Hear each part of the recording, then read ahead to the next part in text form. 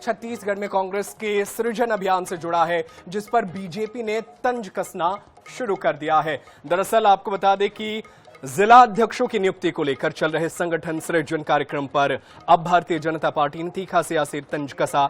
एक तरफ कांग्रेस इस कार्यक्रम से पार्टी में मजबूती का दावा कर रही है, वहीं दूसरी तरफ बीजेपी ने इसे गांधी परिवार की चाटुकारिता बताकर हमलावर है। कांग्रेस हाईकमान ने दिल्ली में वरिष्ठ नेताओं के साथ मंत्रणा कर जिला अध्यक्षों की नियुक्ति के लिए फीडबैक लेने की प्रक्रिया पूरी कर ली है। इस पर बीजेपी ने सोशल मीडिया में ट्वीट कर कांग्रेस पर निशाना साधा है। बीजेपी के नेता सीधे तौर पर तंज कस रहे हैं। उनका कहना है कि अगर छत्तीसगढ़ के जिला अध्यक्षों की नियुक्ति राहुल गांधी करेंगे तो दीपक बैज और सचिन पायलट को तत्काल कांग्रेस से इस्तीफा दे देना चाहिए, क्योंकि आत्मसम्मान नाम की भी कोई चीज है। बीजेपी के इस हमले को और तीखा करते हुए कैबिनेट मंत्री केदार कश्यप ने कहा कि कांग्रेस में हमेशा गांधी परिवार के करीबी लोगों को ही पद मिलता है। संगठन सृजन कार्यक्रम में भी ऐसा ही होगा।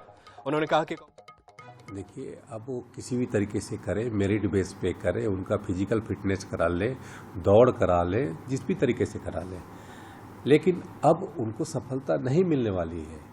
और अभी तो वहाँ पर जो स्थिति है वो बहुत ही बुरी स्थिति है, और केवल जो वहाँ पर परिक्रमा करने वाले लोग हैं उनकी ही वहाँ पर सुनी जा रही है।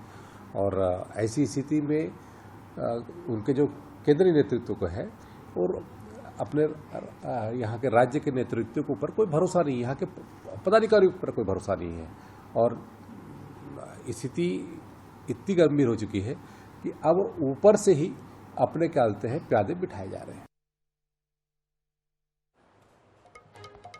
तो छत्तीसगढ़ में कांग्रेस सृजन अभियान चला रही है और इसी पर अब बीजेपी तंज कस रही है। उनका कहना है कि यह पूरी तरीके से गांधी परिवार की चाटुकारिता वाली समझ है। कांग्रेस के संगठन सृजन कार्यक्रम को लेकर के ये बड़ा हमला बोला है बीजेपी ने।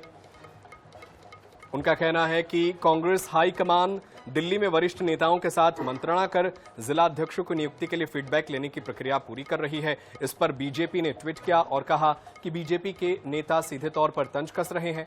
उनका कहना है कि अगर छत्तीसगढ़ के जिला अध्यक्षों की नियुक्ति राहुल गांधी करेंगे तो दीपक बैज और सचिन पायलट को तत्काल कांग्रेस से इस्तीफा दे देना चाहिए। और चलिए हम इसी पर चर्चा करने के लिए बीजेपी के प्रवक्ता रविंद्र सिंह हमारे साथ फोनलाइन पर मौजूद हैं, उनका रुख कर लेते हैं। रविंद्र जी, आपने तो बड़ा हमला बोला और कहा कि जब सब कुछ दिल्ली से या गांधी परिवार तय करेगा तो इन लोगों को इस्तीफा दे देना चाहिए, दीपक बैज को, सचिन पायलट को। लेकिन सर, सभी पार्टियों में तो होता ही है कि हाईकमान ही सब कुछ तय करता है।